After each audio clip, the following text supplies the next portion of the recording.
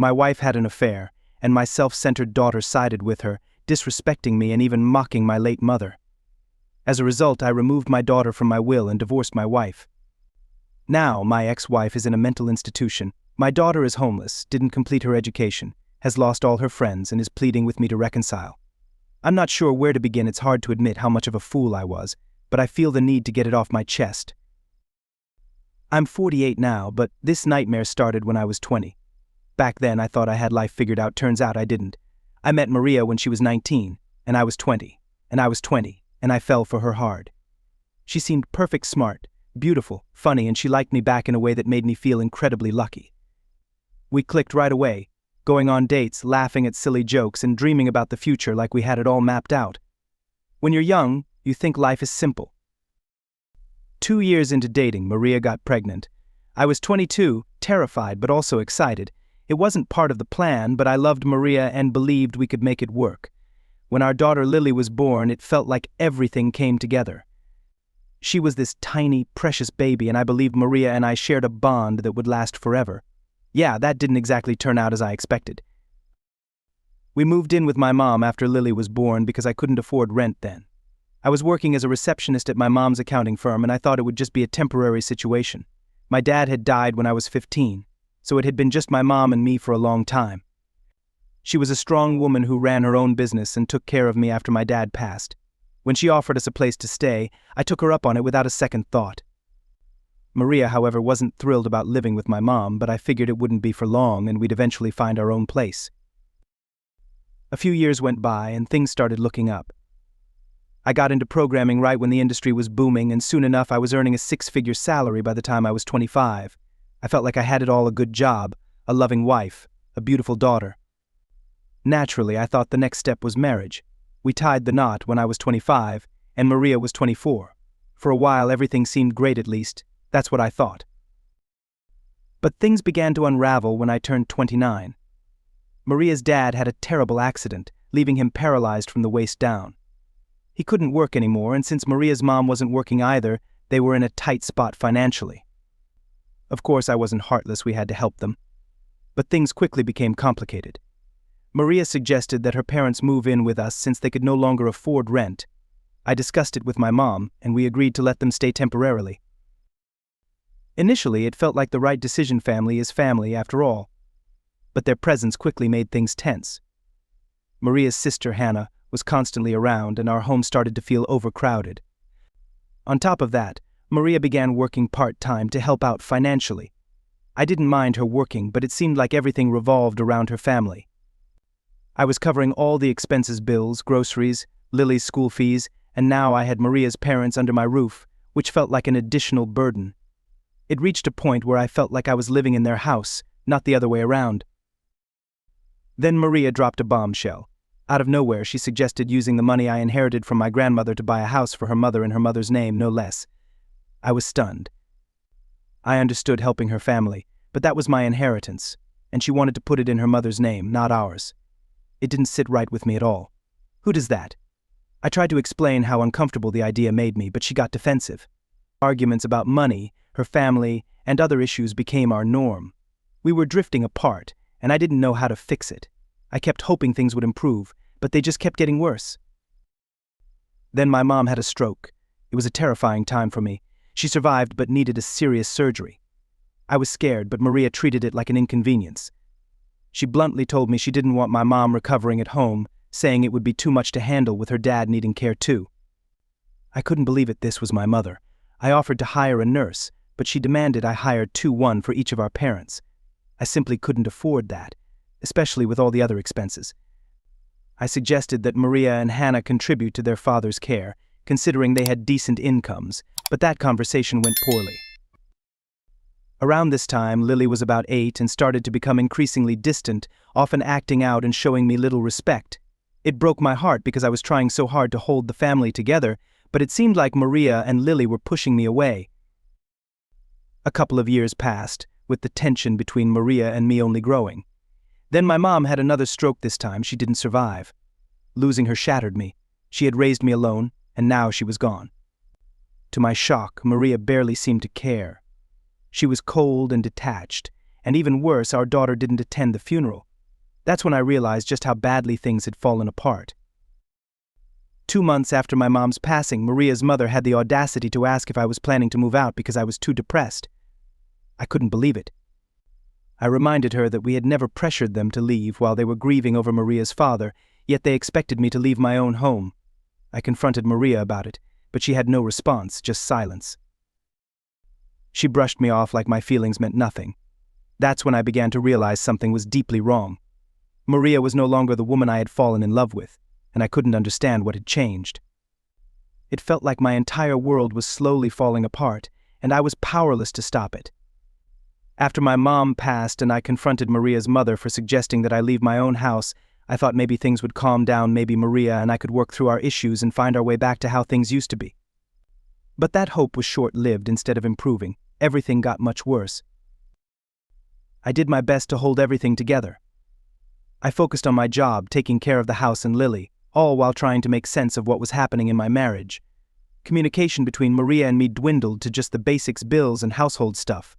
And Lily. She was unrecognizable. The sweet little girl who once looked at me with love and admiration now acted like I didn't exist. When she did acknowledge me, it was with a coldness that made me feel like a stranger in my own home. It tore me apart. One evening, while cleaning up the kitchen after work, I noticed Lily's phone on the counter. I typically respected her privacy, but I was desperate to understand what was going on with her. Maybe she was struggling at school or with her friends, and I wanted to know how to help. I know snooping isn't right, but I felt like I had no other choice. I picked up her phone, unlocked it, and almost immediately, a message popped up. It read, "Good thing the old witch is gone. Now you can have the house to yourself. We'll party for your birthday." I froze. I knew Maria and Lily had been distant when my mom was sick, but this was Lily talking about my mother, her own grandmother. My hands shook as I read the message, my heart racing. Part of me tried to believe that maybe I was misunderstanding a joke between teenagers, but I kept reading, and it only got worse. There were more messages, Lily and this guy, Josh, talking badly about me and my mom, saying things like, "He's such a control freak. And your mom deserves better than him." As I scrolled further, it hit me like a punch to the gut. Josh wasn't just some random friend of Lily's, he was Maria's boyfriend. Maria had been cheating on me with this guy for who knows how long, and Lily knew about it. Not only that, she approved of it. I can't describe how it feels when your entire reality shatters in an instant, but that's exactly what happened. My hands were trembling so much that I nearly dropped the phone. I just sat there, staring at the screen, struggling to process what I was seeing. My wife, the woman I had been with for more than a decade, the mother of my child, was having an affair, and our daughter knew, and even supported it. I felt like the ground had vanished beneath me. I couldn't breathe. I put the phone down and just sat in silence, not sure whether to scream, cry, or smash everything around me. It felt like I was trapped in a nightmare I couldn't wake up from. I knew I needed to confront Maria, but I didn't want to do it in front of Lily. I had to keep my composure, even though I was barely holding it together inside. I waited until later that night after Lily had gone to her room and called Maria into the kitchen. I didn't know how to start, so I simply showed her the messages on Lily's phone. Her face went pale, and for a moment she was speechless. Then, as if on cue, she started shouting at me for going through Lily's phone. "You had no right to invade her privacy," she yelled. I couldn't believe it. She was caught, and her first reaction was to turn it around on me. I snapped back. "Are you seriously more upset about me looking at Lily's phone than the fact that you've been cheating on me and lying for years?" That's when she broke down. She didn't deny it or try to make excuses. She just cried, repeating, I'm sorry, like those words could somehow fix everything. But sorry meant nothing to me now. I wanted to shout, to throw her out right then and there, but I forced myself to stay calm and told her to leave the kitchen. I needed space, and I couldn't even look at her. She stormed off, probably to cry in Lily's room. I didn't care anymore. I sat there for what felt like an eternity, trying to make sense of it all. How had I missed the signs? How long had this been going on? And the worst part, the part that hurt the most, was realizing that my own daughter had been in on it. The little girl I had raised and loved had betrayed me in a way I couldn't comprehend. The next morning, Maria didn't say a word to me, and neither did Lily. It was as if we were all pretending nothing had happened, even though everything had changed. I couldn't stand it any longer. That afternoon, I told Maria that she needed to leave. I gave her 9 days to pack up and find somewhere else to stay, whether it was with her family or with Josh. I didn't care. She didn't argue, she just cried and nodded, but her tears didn't move me anymore. Her apologies came too late. As for Lily, I couldn't even bear to look at her. Every time I saw her, it felt like a knife twisting in my chest. I wanted to ask her why she thought it was okay to side with Maria, why she hadn't told me, but I didn't have the strength to face those questions yet. That night I barely slept. I lay awake, staring at the ceiling, replaying everything in my mind, the lies, the betrayal, the realization that I no longer knew who my wife or daughter really were. My life, the life I thought I had built, was gone, and I had no idea how to pick up the pieces. After discovering those messages on Lily's phone and realizing that Maria had been unfaithful, I walked around in a fog for days, struggling to wrap my head around everything that had happened. I couldn't focus at work, but I forced myself to go, just to avoid being in the house with Maria and Lily. About a week after I told Maria to pack her things, I came home from work to find the house eerily quiet. I walked through the rooms and all of Maria's belongings were gone, her clothes, personal items, everything. It was as if she had erased herself from my life in one swift move. It should have felt like a relief, but honestly, it just felt strange. I knew this moment would come, but facing it in reality hit differently.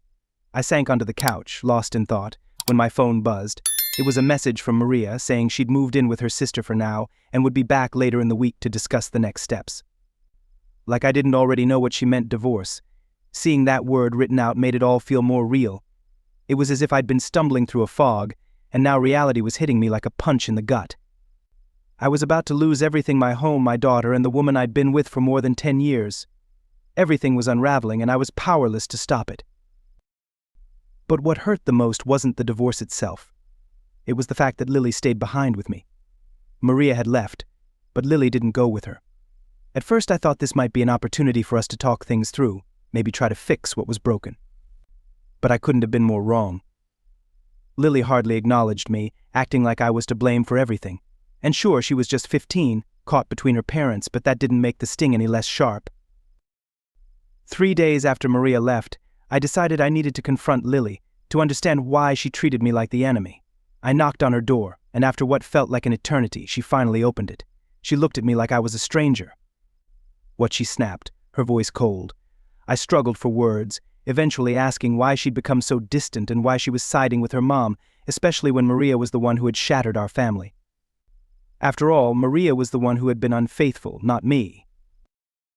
"You just don't get it," she retorted, folding her arms like she was the one who'd been wronged. "You were never around, Dad. Mom was always there for me. You were always working." I couldn't believe what I was hearing. I had worked tirelessly to provide for our family, and she thought that meant I didn't care because I wasn't around constantly. I tried to explain that my job was necessary to keep everything going, to pay for our lifestyle, but she wouldn't listen. She kept insisting that her mom needed someone, and that Josh, Maria's affair partner, was there in ways I supposedly wasn't. Her words were like a dagger to my heart, hearing my own daughter defend the man who had ruined my marriage, acting like I was the one at fault.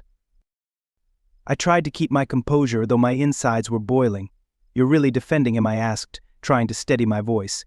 "He's the reason your mom and I are splitting up. He's the reason our family is falling apart." She just shrugged. "Maybe if you'd been around more, Mom wouldn't have needed him. That was the breaking point." I couldn't hold back anymore. Needed him? She didn't need him, Lily. She chose him. She chose to betray me, to betray us, and you're okay with that. Lily turned away, and I saw tears well up in her eyes, but she refused to let them fall. "It's not that simple, Dad," she muttered. I had nothing left to say. I just stood there, realizing that whatever bond we'd once had was broken. She wasn't my little girl anymore, and I didn't know how to mend it. "I'm sorry," I said, even though I wasn't sure what I was apologizing for. It felt like all I could manage. But she didn't respond. She just closed the door, shutting me out completely. That night I lay in bed, my mind swirling with thoughts of how everything had gone so wrong. When had Maria and I grown so distant that she felt the need to cheat? When did Lily stop seeing me as her dad and start seeing me as the villain? It felt like I had lost everything, and I didn't even know when it had all slipped away. The next morning I found a note on the kitchen counter. Lily had left early to go stay with Maria at her sister's place. The message was brief, just a simple "I'm staying with Mom for a while," no explanation, no apology, just like that. She was gone, just like Maria. The following days were a blur. I moved through them like a robot, going to work, returning to an empty house, then doing it all over again. It felt like I was stuck on autopilot. A couple of weeks later, I got a call from a lawyer Maria had already filed for divorce, and she wanted to proceed with dividing everything. It stunned me how quickly it was all moving. It seemed like only yesterday we were a family, and now I was being served legal papers telling me it was over. I reached out to my friend Greg, who's a lawyer, and he agreed to represent me. He advised me to gather all the evidence I had: texts, messages, anything that might help my case in court. So I combed through every saved message, every shred of proof of Maria's affair, and handed it all over to Greg. The divorce process was brutal. Maria didn't bother denying the affair, but she still demanded half of everything: half the house, half the savings, and of course spousal support. I was furious, but Greg urged me to stay composed and let him handle it. I trusted him, but it was excruciating to sit there while Maria's lawyer portrayed me as the villain, claiming I'd been emotionally distant and neglectful. It was infuriating to hear, especially since I'd been working so hard to support the family while she was sneaking around with Josh. In the end, we reached a settlement. Maria got half the house, some spousal support for a few years, and Lily chose to stay with her. I didn't even fight for custody. By then, it felt like my daughter had already picked a side, and I didn't have the strength to battle for someone who didn't seem to want me in her life. When the legalities were finally settled, I returned home and just sat in the empty house, trying to come to terms with it all. My marriage, my family, my relationship with my daughter, everything I thought I had built had crumbled away. All I had left was a few pieces of furniture and memories that felt like they were fading fast. Even though it felt like an ending, I knew deep down that this wasn't the final chapter. It was just the start of something new, though I couldn't yet see what that might be. I suppose I should have expected that things would get worse after the divorce, but a part of me kept hoping that maybe there would be a glimmer of hope somewhere. Spoiler alert, there wasn't. After everything with Maria and Lily, I was left in a strange, lonely limbo, rattling around in a house that no longer felt like home. You'd think that once Maria moved out, I'd feel some sense of relief, but instead the quiet was crushing. I didn't see much of Lily after she left that note saying she was going to stay with her mom, and I didn't reach out either. At that point, I wasn't even sure I wanted to. It might sound harsh, but how do you reconnect after realizing your own child sided with the person who tore your family apart? I kept replaying that text in my head, the one where she called my mom the old witch. That one line stuck with me, haunting me for days. I just couldn't understand how she could say something like that. A couple of weeks after the divorce was finalized, I started getting calls from Maria's family, her sister Hannah, her mom, even a cousin I hadn't spoken to in years. They all seemed to think that a few conversations could smooth things over. They kept telling me how tough things were for Maria, how she wasn't handling the split well, and how Lily was caught in the middle. As if I didn't already know that was the natural consequence of dragging her into the affair. One day, Hannah showed up at my house unexpectedly. I didn't want to let her in, but she was knocking relentlessly, so I figured I might as well hear her out. She came in, frantic, like it was a matter of life and death, and started pouring out how Maria wasn't doing well mentally. I'm not a monster. I didn't want Maria to suffer, but that didn't mean I'd take her back. That chance had vanished a long time ago. Hannah went on about how Maria wasn't eating or sleeping and how Lily was struggling with everything. She said Maria needed help, and that maybe I could do something. I just stood there, listening to her, but all I could think was, this isn't my problem anymore. I spent years trying to keep our family together, and Maria was the one who tore it apart. Now they expected me to swoop in and fix everything? Not happening. I'm sorry, Hannah, I finally interrupted, cutting through her pleas, but I can't help her. She made her choices. Hannah looked at me like I'd just told her the sky was falling. But she's your wife, she insisted, like she couldn't grasp why I wouldn't step in. Ex-wife, I corrected, and I've got nothing left to give. She sat there, staring at me like she couldn't believe what she was hearing. Then she started crying, as if that might sway me. Sure, I felt bad, but I wasn't going to let guilt drag me back into the mess Maria had made. Eventually, she got up, still sniffling, and left without another word. After she was gone, I didn't feel any relief. If anything, I felt worse. Her words kept replaying in my mind, especially about how Lily was caught in the middle of it all. Despite everything, I couldn't shake the guilt. I kept wondering if maybe I could have done something differently, if I'd handled things better with Lily. Maybe she wouldn't have turned against me. A few days later, my lawyer, Greg, called me. He informed me that Maria had been admitted to a mental health facility after having a breakdown, and they were worried she might harm herself. Hearing that hit me harder than I expected. Yes, she'd cheated and lied, but I never wanted her to suffer like that. Greg said there wasn't much I could do, but he thought I should know, in case Lily reached out. and she did. That very night I got a text from Lily, the first since she left. It was long, and I could tell she had struggled to write it. She apologized for everything, how she'd treated me, and for not knowing how to cope with everything happening with her mom. She told me Maria had been spiraling for weeks and she didn't know what to do anymore. I didn't reply right away because I had no idea what to say.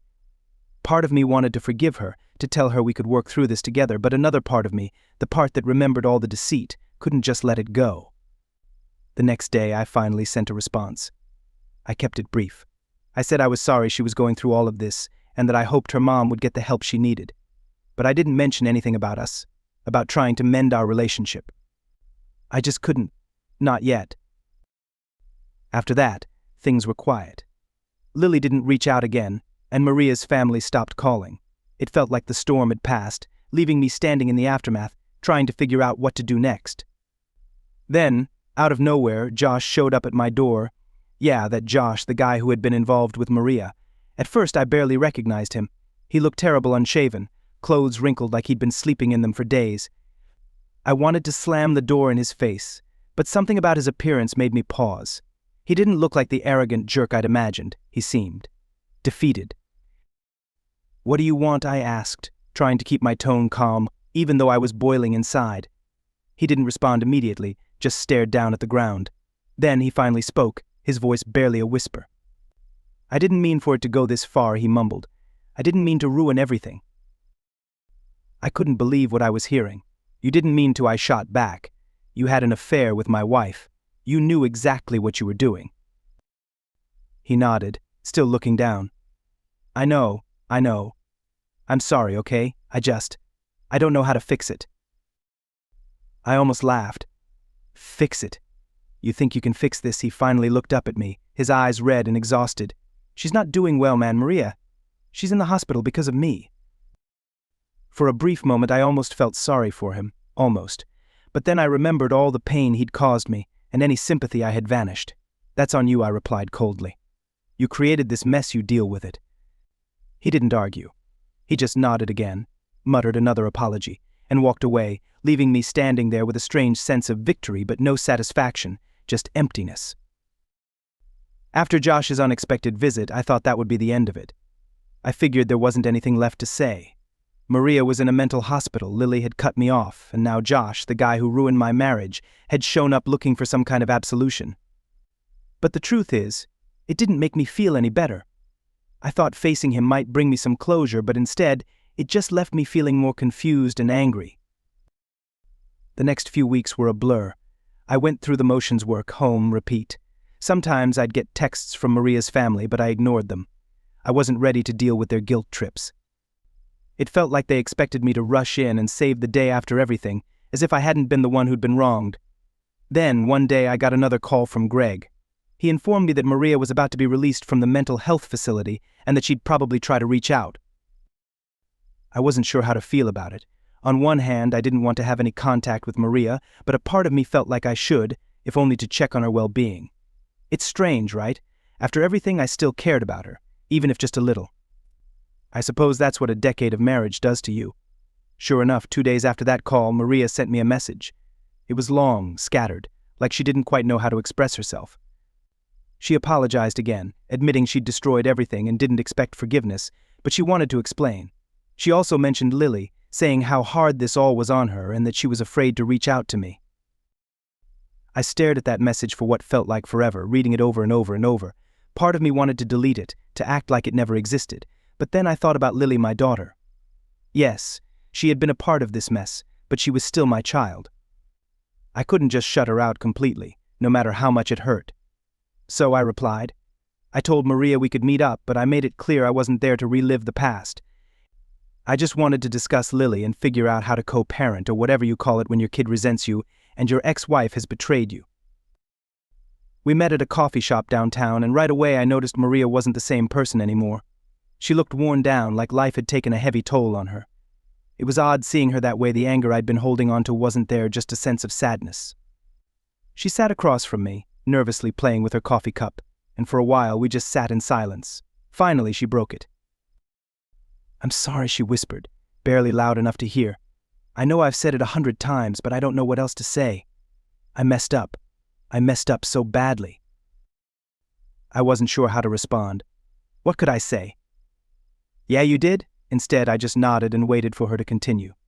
She began talking about how lost she'd felt, how she'd been lonely, and how everything with Josh spiraled out of control. She admitted it wasn't an excuse but wanted me to understand it wasn't because I wasn't enough, it was about her own emptiness.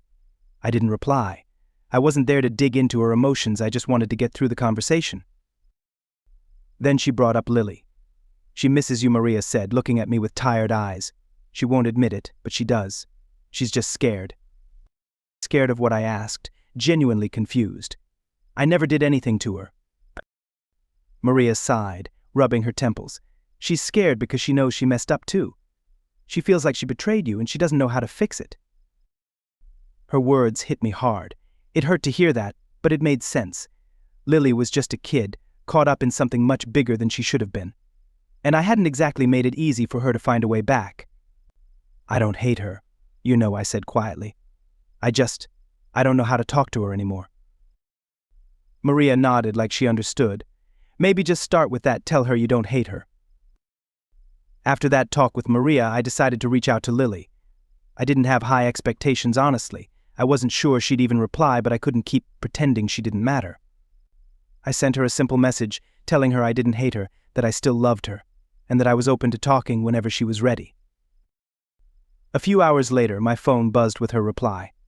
Lily said she was sorry for everything and admitted she missed me too. She confessed that she'd been afraid I wouldn't want her in my life anymore. That hit me hard. No matter how hurt or angry I'd been, I never wanted her to think I didn't love her. We arranged to meet up for lunch a few days later. When I saw her walking towards me, my heart felt like it was lodged in my throat. She looked anxious, and I could tell she'd been crying earlier. But when she spotted me, she managed a small, uncertain smile that reminded me of when she was little. We ended up talking for hours, not just about what had happened, but about everything else, like her school, her friends, and how she'd been coping with Maria's breakdown. It hit me then how much I'd missed while I'd been consumed by my own anger. I hadn't been there for her when she needed me most, and that was on me. By the end of the lunch, things weren't magically fixed. There was still a lot we needed to work through, but it felt like we were finally moving in the right direction. Maybe, just maybe, we could figure out how to rebuild what we'd lost. As for Maria, she's still struggling, trying to put her life back together. I hope she finds some peace. I'm not angry with her anymore. I think I've finally let that part go. I'm not saying we'll ever be friends, but I don't wish her harm. In the end, life doesn't always go the way you think it will, but you take what's left, piece by piece, and try to make something new out of it. That's all any of us can really do.